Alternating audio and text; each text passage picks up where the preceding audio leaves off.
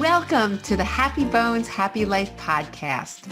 I'm Margie Bissinger, a physical therapist and integrative health coach, and I am your host and guide on our journey to discover the keys to stronger bones, more happiness, and the secrets to live your best life ever.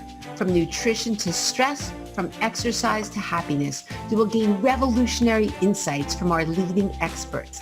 It is time for you to discover the health and happiness you deserve. Hey, Margie here. Did you know that being part of a community can improve your bones, your overall health, and happiness? Well, this is what we're delving into today. And our special guest is Meredith Oppenheim. And Meredith has spent 3 decades dedicated to improving the quality and length of life for people as they age. She was awarded a US Congressional Award for her work. A Harvard MBA who spent nearly 20 years working as an executive in the senior housing industry, Meredith launched a new venture, the Vitality Society, and her platform is for people 60 and better to achieve vitality in the context of community. And in today's interview, we talk about what it means to be part of a community and what is vitality? What are the aspects of that? And it's really beneficial for everyone because we want to look at our life and see what can be missing because we all want to live the best life full of vitality. So stay tuned. Welcome, Meredith. I am really thrilled to have you with us here today. You bring this incredible piece to really the puzzle of life. And I think that this interview could really benefit everybody. So I'm just so excited to have you here and thank you for taking time out of your day to be here. Thank you, Margie. So let's get started. First of all, before we, why am I talking about our social aspects of our life? Because it's so important. It's the new year. And we want to sort of take this time to look at our lives and look at all areas. And I know when I see people who come to see me because of osteoporosis or what they're coming for, they are really worried about what they're eating and what exercise they're doing. But they really don't care much about their stress, which is important. But there's another piece to it. There's social stress. What are their interactions? What is their life? Who are they surrounded by? And this, the research has shown, is critical. And this is a piece that I really see is missing. And I think it can make a huge difference in people's lives. So that's why I'm having you on. But before we get started, I just wanted to talk about the bones for a minute and just say that there are studies that actually have a correlation with bone density and your social interactions. There was a study in Korea that looked at people who were more isolated versus had good positive social interactions, and they had increased bone density, the people with the social interactions. They also did the Nurses' Health Study, which looked over 11,000 postmenopausal women, and they found increased bone density in those who were involved in life, who had a more positive social, more positive interactions and just social situations. So this is really important for everyone of all ages. So why don't you fill us in on your perspective on this, Meredith, because this is sort of what you've dedicated yourself to, so that people don't have to live in the isolation and have all the medical and life consequences, health consequences that occur. Sure. So Margie, as you know, there's like this recent New York Times article that came out that really terrified people, that social isolation is more lethal than smoking 15 cigarettes a day. And for those of us who've never smoked, we're hoping for a very, very different fate. And it really woke people up to this issue of how important connecting socially is for your health and your longevity. And I believe as people age, we know that social circles tend to contract. If you have children, it's relatively easy to be with younger people and connect with the parents and have activities and events that you need to attend to. But as your children age, or if you don't have children, as you age, your social circle tends to contract at a time where it's so important for it to expand. what we've learned and what I've continued to read is that by expanding your social circle later in life, your happiness and your health increases. So this is the paradox that we're dealing with, and the opportunity of where I'm focusing my career is that at a time as people age, they tend to have a shrinking social circle, where really what's most critical is that they expand that circle. And so we as professionals caring for people and helping them improve their health have to help facilitate that, combating social isolation and really fostering and supporting opportunities for them to connect with a broader social circle. That's just so important. I know personally, my father-in-law, who's now 92, it was so sad for me because his mind is great and he's just a fun, wonderful person. But last year he was living in Florida, beautiful condominium right on the water. But as you said, just like you said, their social scene, especially at that age, gets smaller and smaller and there's less opportunity. And he wanted to leave a month earlier than he was supposed to because he was so bored and so truly depressed because he just didn't have avenues. And so he would sit most of his day in front of the television. And this is not so uncommon. So I know for everybody, and I know when I see patients who are much younger, they can be 60 years old, but not having a social circle or avenues to have that community. And I see big changes in their health, and they're stressed. Their stress levels are much higher, which affects every aspect of their health, including their bones. So I just think this is so, so important. But what I wanted to ask you, though, is about also it's interesting, though, because they studied the blue zones, the 5 areas in the world where people live the longest. And this is a big part of it when they looked at different things that they had in common. And one was that people were not in isolation. And it's so very important. So do you want to do the comments on that at all? Sure. So first I'll just comment on the parent piece of this. So I have the distinct pleasure of having a parent who is a mover and a shaker and a doer, that enrolls and goes and does and fills her day. That's my mom. And then I have my dad who does his work and then basically sits in front of the television for the rest of the day until my mother makes him do something. And it's remarkable that I feel I've seen my father's physical health decline and his mental interest in terms of connecting. Even when my young daughter comes, who he loves dearly, it becomes more difficult because unplugging and unwinding in front of the television is very passive. It requires no effort, and therefore you become even lazier over time because you're accustomed to that interaction that requires no commitment or effort on your part. Where when my mom sees my daughter, she's running with her, she's doing artwork with her, she's in the pool playing with her. She's very vibrant, my mom, and they're basically the same age, early 70s. So it really does, that television and that passive viewing is a downward spiral. So talking about the blue zones, I was so fascinated, Margie, about the blue zones that when we decided to pick a trip with my family, I wanted to go to Costa Rica, and I wanted to make sure I went to the coast of Costa Rica to visit a blue zone. And what I saw was fascinating, and it touches on what I had just mentioned. This intergenerational connection is so powerful.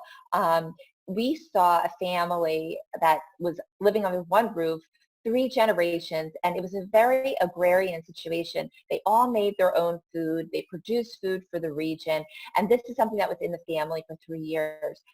So I said to myself, these principles are so powerful, but how do you apply it to a modern day, more suburban, more urban environment? But the principles are really the same. You really need to figure out how to integrate and activate these blue zone principles.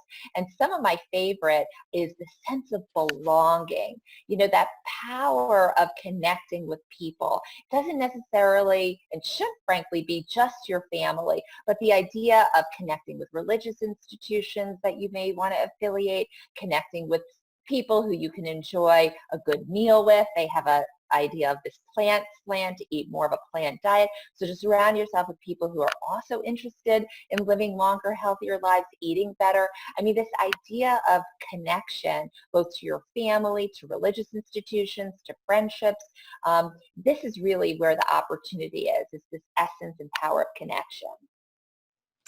That's great, because it's so important. And let's talk about a little bit what people can do. So if someone's feeling isolated, and that's common, I see this all the time, even though we have so much, many of us, we can still be very isolated, even though there may be people we live in an apartment building and have people, hundreds of people in our building, but yet we are in front of the TV, or we feel isolated and we don't feel we have that wonderful community that we would love. So what are some suggestions that you recommend where people can start?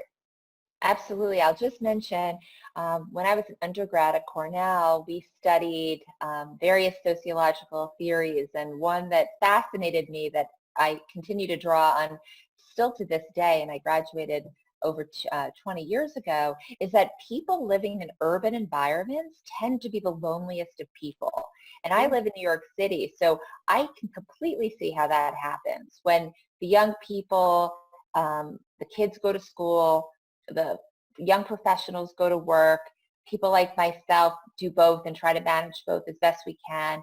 There's little time and little opportunity to connect with people who may not, you may not even know live next door or down the hall. It just happens so easily because everybody's so busy, moving so fast in so many different directions. So I find that so fascinating.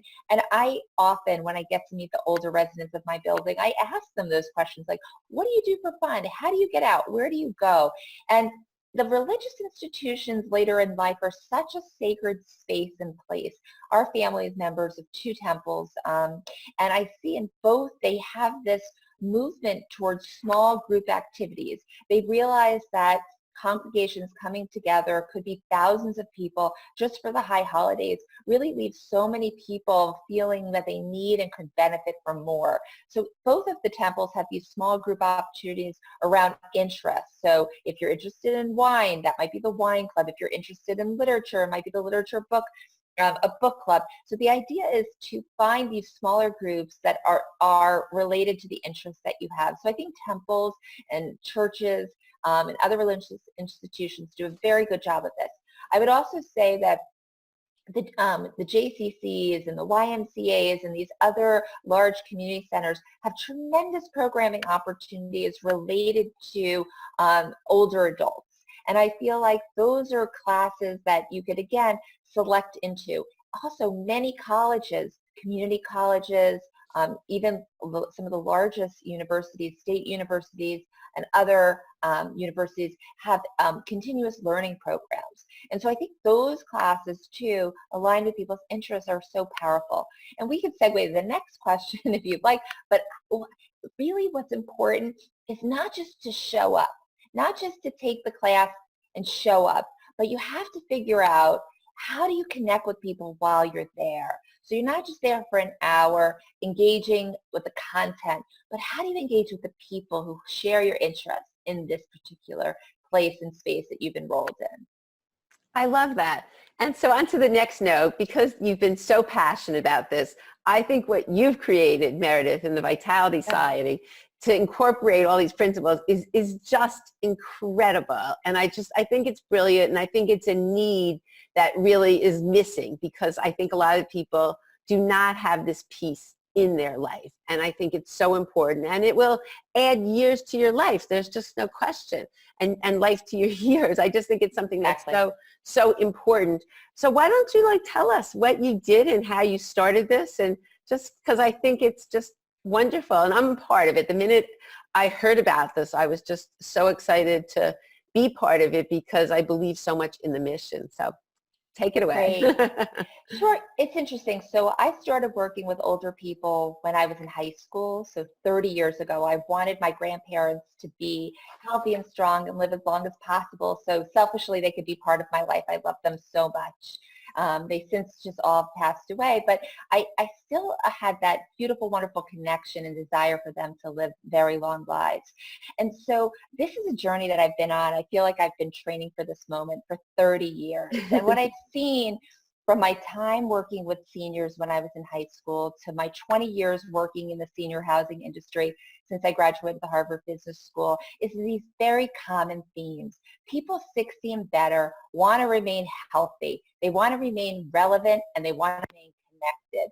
And I would say not everybody equally on these three dimensions, but most people care so much and are so passionate about at least remaining healthy. And I know this anecdote that I always like to tell is written up in a book about purpose for seniors.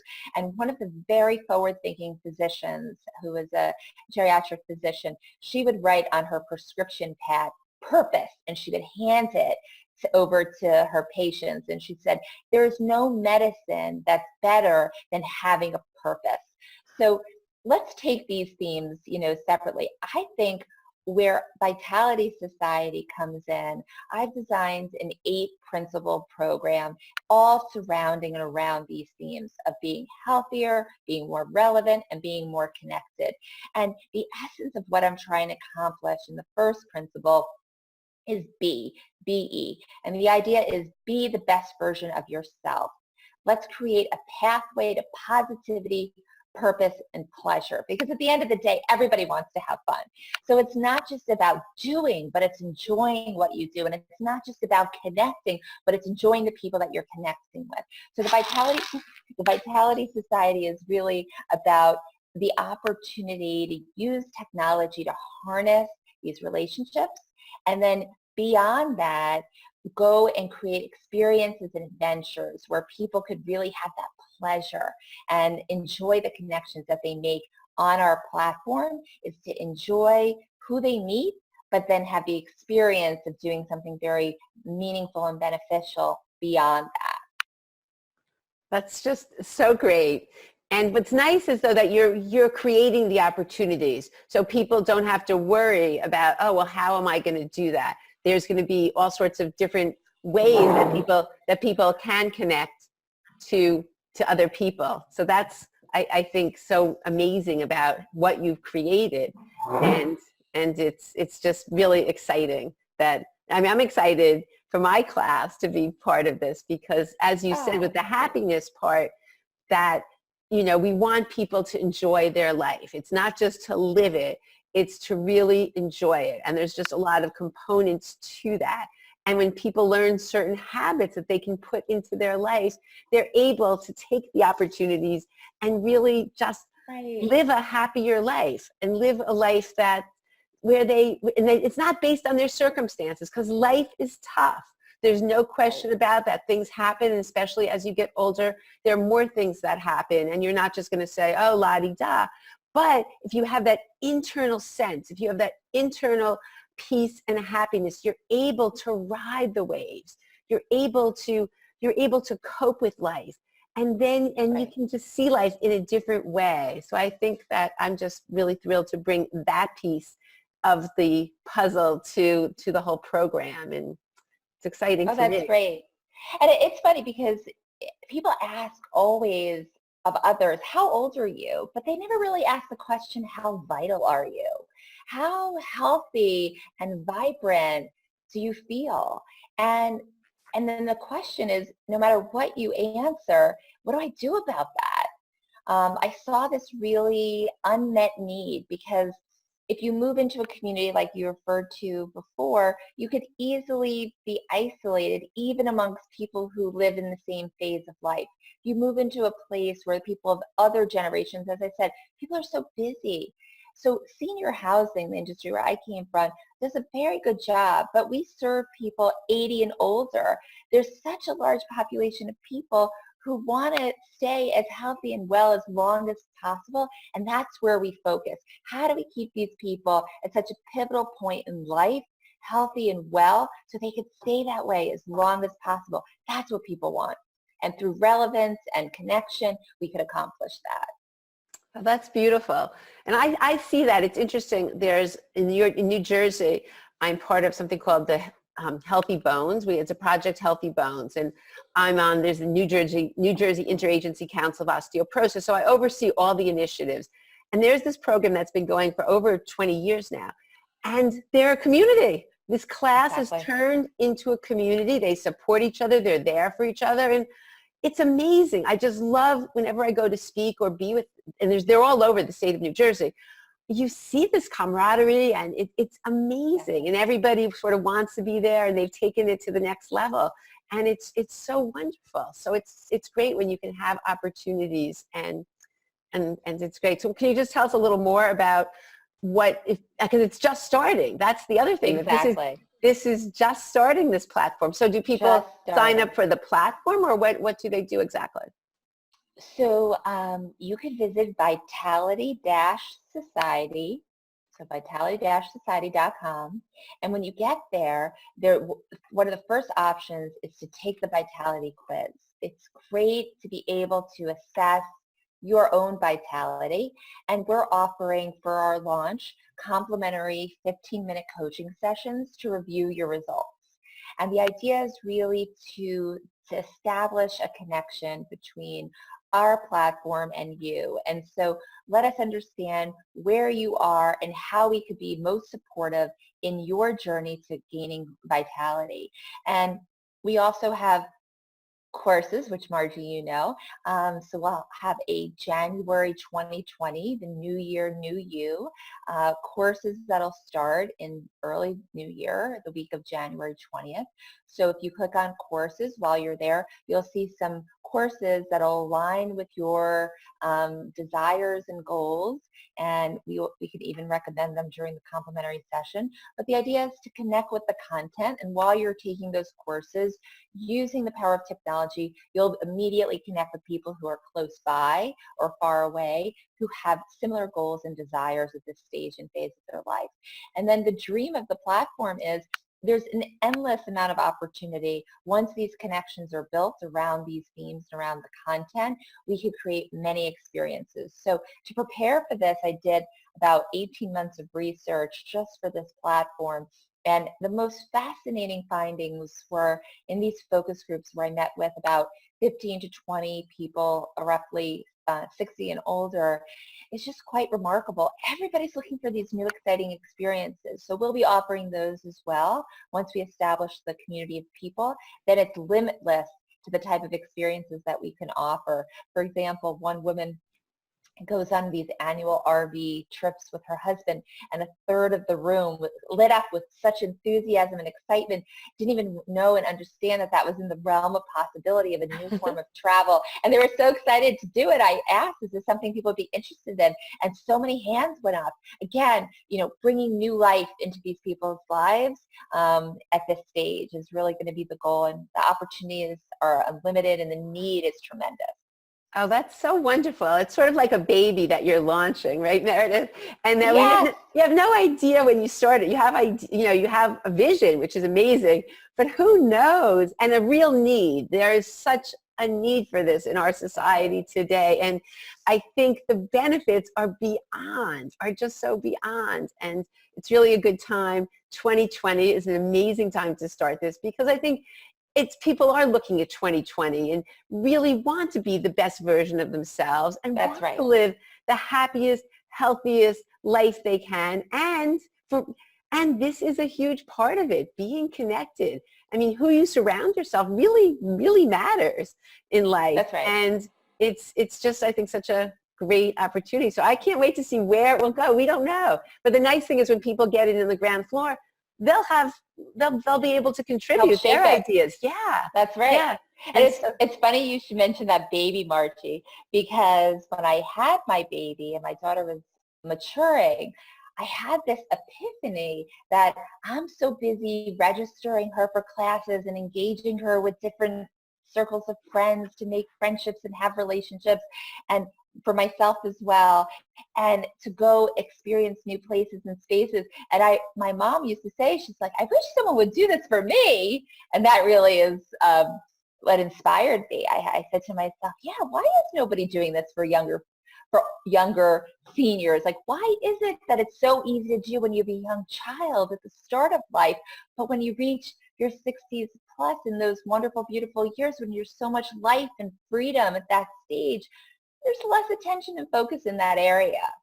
I think that's such a good point, because some people, as they get older, start thinking, oh no, I don't feel as energized as I can. I don't have the same physical being, whatever it is. They think negatively about getting older. But as you said, it's a period of time. Embrace it. You're not, for those who've had children, you're done really with the hard work of raising your children.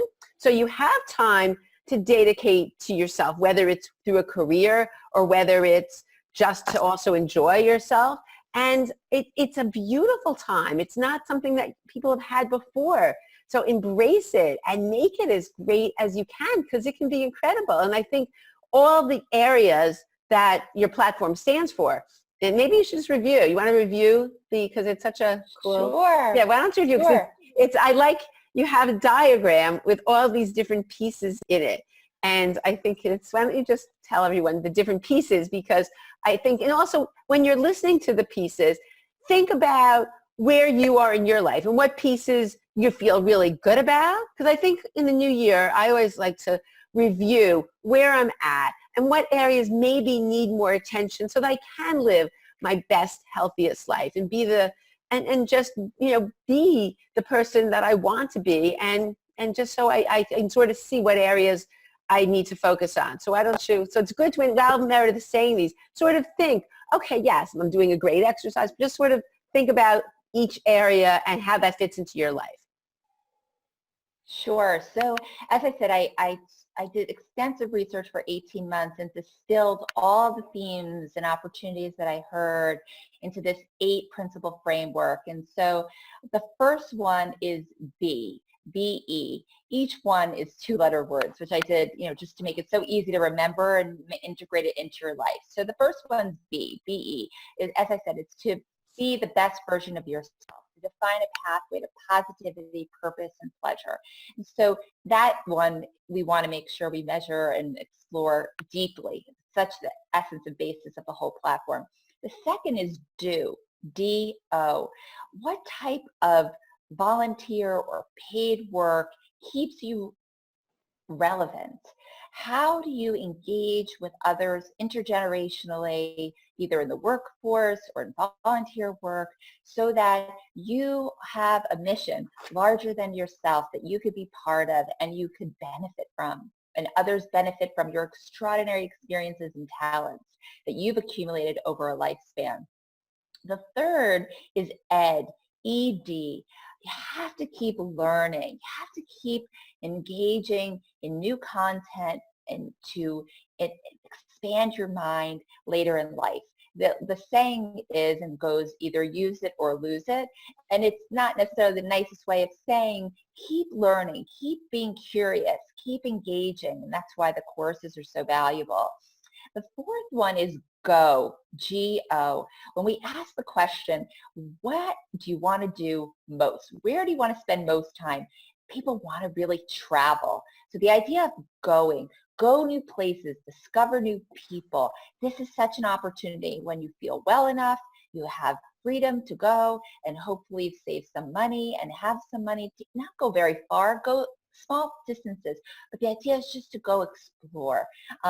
So desirable for so many people. And the next one I love is HA. And the idea is to laugh often. We have to have fun at this stage of life. The idea that it's the fun is not over after you're a student or while you're in the workforce. It's like, how do you keep life interesting by continuing to have a good time and have fun in the process? The next one is HI. I think the idea of engaging in new relationships and having the opportunity to form new friendships, perhaps romantically, but not necessarily. Having the idea of connecting with new people is so powerful, as we discussed. Expanding the social circle is really critical at this stage of life and aligned with healthier, longer living. The next one is quite fun, is OM. And the idea is to gain serenity, really like, what can you do to stay calm and de-stress, to emphasize that being at your best requires your mind to be at peace. And so there has to be an element of this as well. People always say to me, did you put physical well-being here? And I say physical well-being is part of all of this. Going, moving, doing. And so the idea, it's not for most people just to show up at a gym and go on a Stairmaster. This generation has to be activated. And by activating themselves is how they get that physical exercise. And so it's part of all of it. But the mental well-being is so critical to having a positive outlook to engage in life deeply. And the last one is one of my favorites and gets the most laughs, is OY, O-Y. And the idea is really that we all have worries and we all have concerns at every stage and phase of life. It wouldn't be life if we didn't have them. Your life would be interesting without them. But how do you manage that? How do you realize that people have concerns about their health, about their wealth, about their family, but how do you manage that? How do we address it? And happily, it's the last principle, because I do think it shouldn't dominate your life. It has to be part of your life, and you have to manage those worries and the oys that we all deal with, but not have it dominate your life. Because if you do, then it gets to a very depressed place, which is really where your longevity will be compromised. Those are, it's just brilliant, and it's fun. I love the two-letter words, and it's just, it really encompasses what's so very important. And I'm listening to it, what I think most people, and again, from teaching happiness now to my patients for over 35 years, and just working with people for so long, the areas that I see that people really don't do are the fun. I think that's great that you have that as a whole category, because we sort of get set in our ways and forget that fun is really important. And every day we should, what do we love to do? Write those things down and do them. Have fun, because why should we not have fun? I see that is sort of sometimes forgotten about. And then the other thing that I see is when you said to do something new. A lot of times people are active. They're playing Mahjong, or they're playing canasta, or they are active, but they keep doing the same thing and the same thing. And studies have shown to expand your brain and your life that trying something new at any age is so very powerful. So I love the fact that that's actually part of the platform, to try something new, because so many people, they get complacent and they don't try anything new. So I think that's great. And the other thing I just wanted to say was, these concepts are good for everybody. There are people in their 30s and 40s who have a job and are lonely because they maybe have their work friends, or now things have changed in the workplace. People are working as remote employees, and that's like a whole nother life. It's a whole different, so you're not having that work environment. I know my son, who's now in graduate school, but he was a remote employee for a while, and he did have his friends, but the work environment was very different. You don't have that sense of community at all. And even though you meet online, it really isn't the same. So I think these challenges, everybody can apply to themselves, to their children, to their parents. It really is they're universal, really. But your platform is geared to a certain age. But I think everything you've said is just important for everybody, because that's what life's about. And I think if we want to live our best life, that these pieces are just such important parts. Well, that's a great point, Margie, because I'm 46, and I think it's pivotal in the sense of establishing these good habits earlier in life. Yes. I'll say that while you're raising young children and having kind of at the peak of your career, may not be as realistic to invest as much time in having a very well-rounded life in all of these areas. But frankly, it's never too early to live this way. And while the platform is really designed for people 60 and older, of course, we welcome everybody to engage and be part of it. I mean, that's really, a Vitality Society has no limits, and it doesn't have necessarily an age limit at all. I just wanted to make sure that we didn't leave behind those, frankly, who I think really need this most. Yeah, that's beautiful. That's so great. Well, is there anything else that you want to enlighten? I mean, this is just so important, and I'm so glad we brought this piece about socialization into the conversation, because it's not.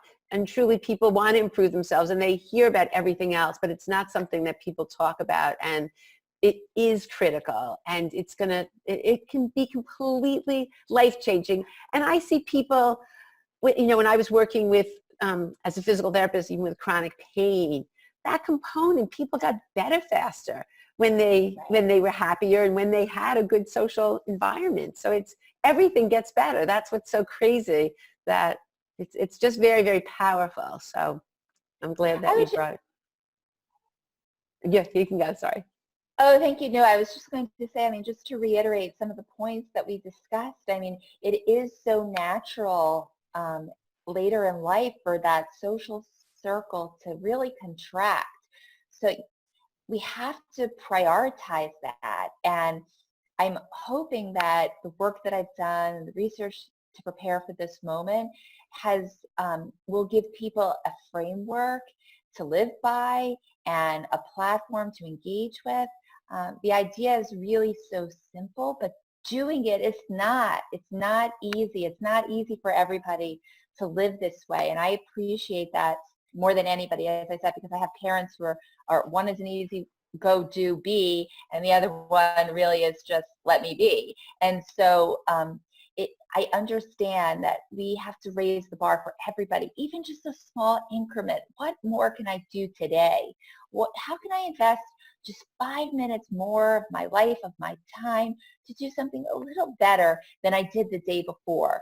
And with the year 2020, I think you said it beautifully. It's all about perspective. Let's change the perspective. How do we give people a new perspective to a new start of a great year? Love that. So I challenge everyone, think about it, think about your social situation, and do something, just like you said. Just make sure that this is a part of your life. And when you do, or if you make changes, let me know, because I really want to hear all the good things that happen, because I believe everything's possible. And it's when you do add this piece, miracles happen. And I think it's just very empowering for everybody. So I can't thank you enough. So we'll have all the information about the Vitality Society, and I can't wait to see how this develops, and it's all so great. So thank you so much, Meredith. Any last bits of information you want to share? Or we got it. I would just say, go live, and I'm wishing you a life filled with a new year and a life filled with serenity and prosperity and vitality.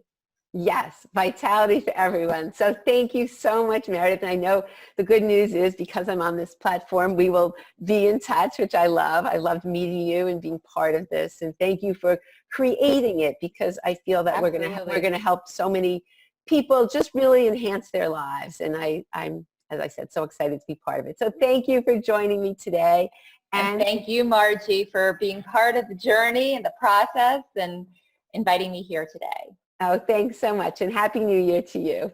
Happy New Year. I hope you've enjoyed today's interview with Meredith as much as I have, and are able to utilize this information, because we all want to live a life full of vitality. All the links we talked about are in the show notes, but you can go to vitality-society.com and take the Vitality quiz and see what areas you may want to focus on, so that you can make 2020 your best year ever. So bye for now, and I look forward to seeing you next time.